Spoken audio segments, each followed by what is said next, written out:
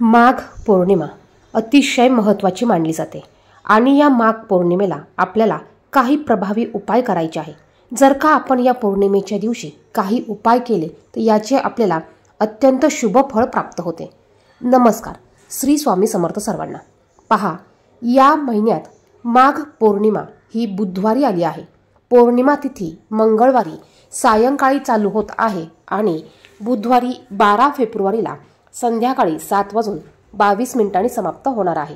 त्यामुळे उदय तिथीनुसार पौर्णिमा बुधवारी 12 फेब्रुवारीला साजरी केली जाईल।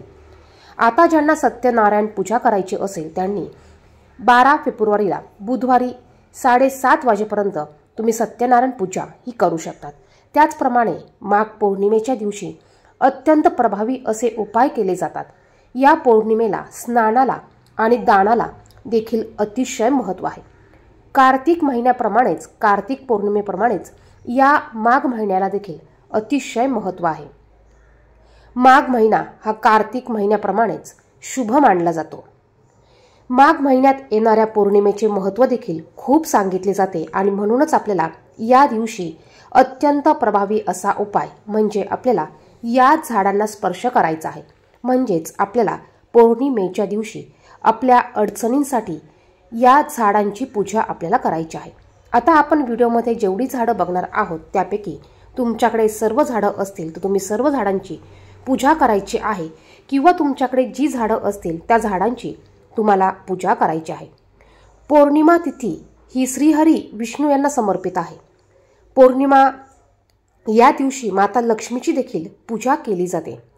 या दिवशी सकाळी उठल्यानंतर तुम्हाला अंघोळीच्या पाण्यात थोडंसं गंगाजल नसेल तर गोमतीर पाणी आणि त्याचप्रमाणे थोडीशी चिमूटभर हळद तुम्हाला टाकून या पाण्याने तुम्हाला पूजा करायची आहे। या दिवशी तुम्हाला जास्तीत जास्त दान धर्म देखील करायचा आहे। त्याचप्रमाणे दीपदान करणं, गरिबांना दान करणं या गोष्टी करण्याला या दिवशी अतिशय महत्त्व आहे। तर पहा, आपल्याला या दिवशी जास्त उशिरापर्यंत झोपायचे नाही, ते अशुभ मानले जाते। या दिवशी तामसिक पदार्थ अन्न खाऊ नये, कोणत्याही प्रकारचं नॉनव्हेज घरात करू नये, ते अत्यंत अशुभ मानलं जातं। या दिवशी आपण हा जो उपाय करणार आहोत हा उपाय तुम्ही दिवसभरात केव्हाही करू शकतात। तुम्हाला ज्यावेळेस टायमिंग असेल त्यावेळेत तुम्ही तुमच्या सोयीनुसार हा उपाय करायचा आहे। पहा, तुम्हाला सर्वात अगोदर तुमच्या घराजवळ पिंपळाचं झाड असेल तर या दिवशी पिंपळाच्या झाडाची तुम्हाला पूजा करायची आहे। पौर्णिमेच्या दिवशी पिंपळाच्या झाडाची पूजा करण्याला अतिशय महत्त्व असतं। या दिवशी बघा, पिंपळाच्या झाडामध्ये भगवान श्रीहरी विष्णू, ब्रह्मा, महेश आणि माता लक्ष्मी यांचा वास असतो। तुम्हाला या दिवशी एक तांब्या भरून पाणी घ्यायचं आहे।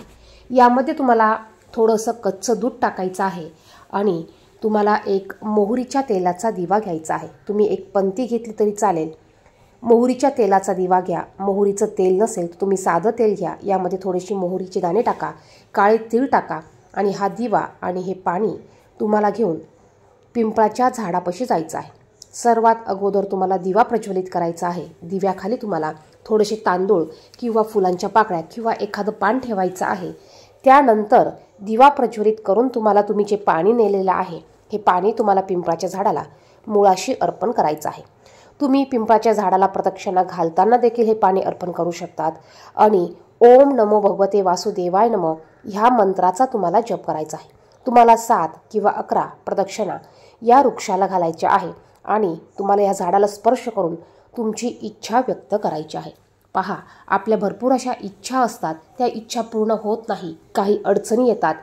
तर अशा वेळेस आपण अशा विशिष्ट तिथीला जर का हे छोटे उपाय सेवा करून या इच्छा व्यक्त केल्या तर आपल्या ह्या इच्छा नक्कीच पूर्ण होतात।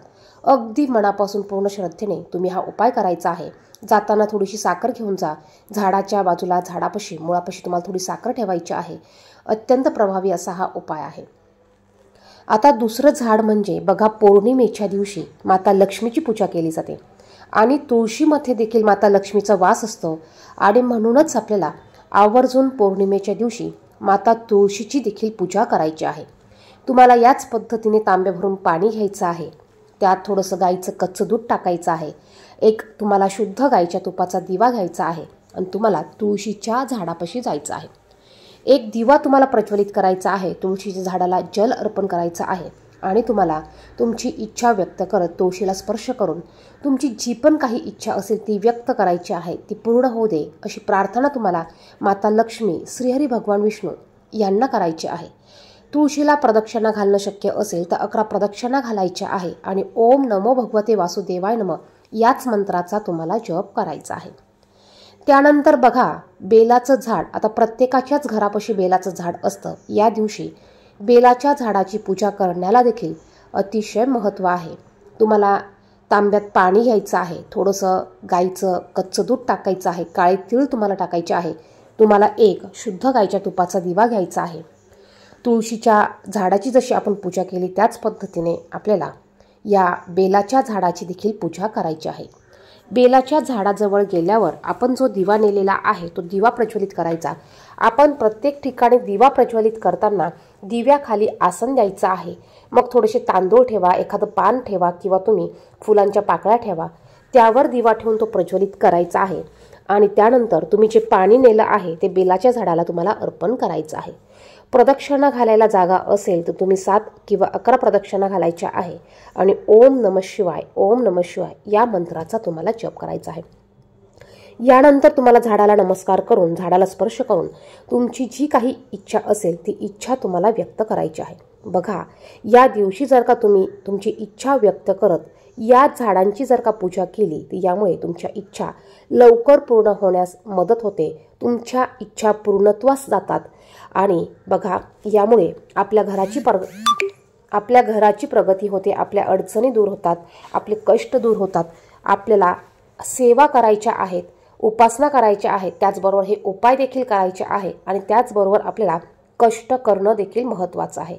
कष्ट करून तुम्ही हे उपाय पूर्ण श्रद्धेने, भक्तिभावाने करा, बघा नक्कीच यश तुमच्या पदरात पडणार आहे। व्हिडिओ आवडला तर व्हिडिओला नक्कीच लाईक करा, इतरांना शेअर करा, चॅनेलवर नवीन असाल तर चॅनेलला सबस्क्राईब करा। धन्यवाद। श्री स्वामी समर्थ।